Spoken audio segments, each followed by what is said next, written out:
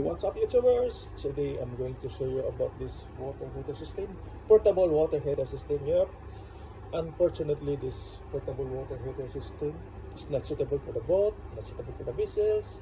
It is used for the household use only. Sorry about that. And then, just because we don't have any spare yet available, that's why we installed this one. As you can see, the old one is like this, quite old, but it's so hard to find even in the online. So that's why we installed this portable water heater.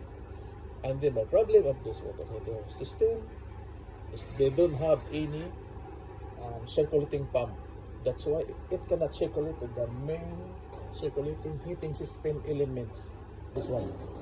So it cannot produce heat to the system. So what I did, I just installed the water circulating pump. Yep, good one. And then I observed so many times, couple of times, unplug or plug the system, and then observe, and then change the settings element, and then try to make it boost, to make it more hot or something like that. And then I found out that it will help. Temperature is rising, and then as you can see that all the bulbs are open, back to normal. Then yep, it helped. Yeah, for now, for temporary use only. Yeah, good.